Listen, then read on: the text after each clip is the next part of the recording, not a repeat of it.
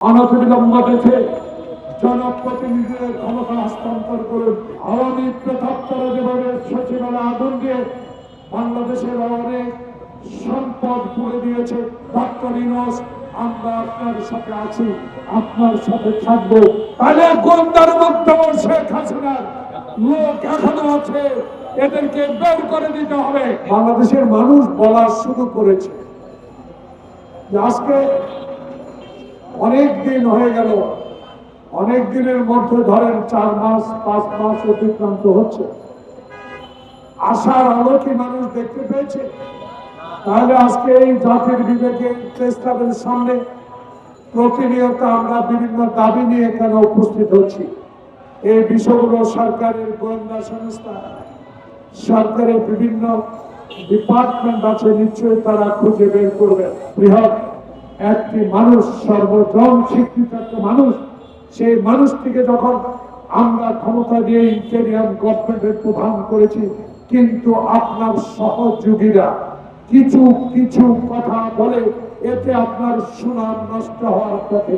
তাই আমি মনে করব সবাই যেন সতর্ক দৃষ্টিতে কথা বলেন, এমন কথা বলবেন না যে এই কথায় আপনাদের মধ্যে দ্বিধাদ্বন্দ্ব সৃষ্টি হবে।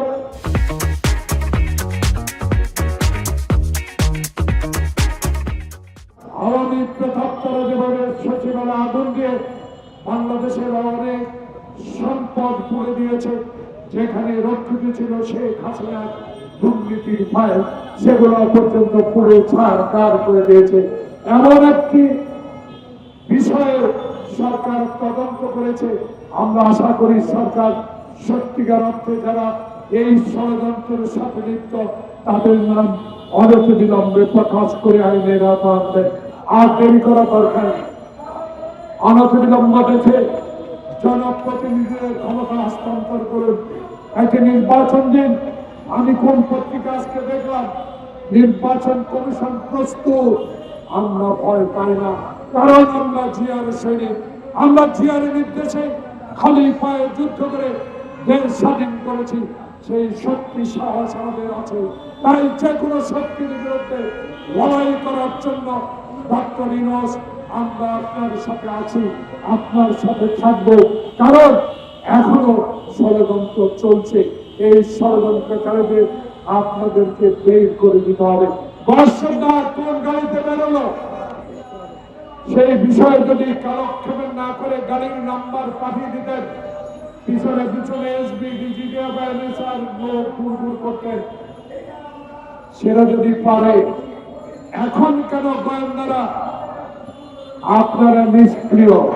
তাহলে গোয়েন্দার মধ্যে শেখ হাসিনার লোক এখনো আছে, এদেরকে বের করে দিতে হবে।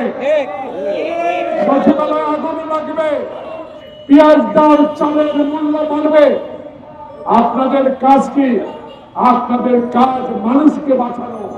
তাই আমি সরকার প্রধানের কাছে অনুরোধ করবো, বাছাই করে লোক নিয়োগ করুন।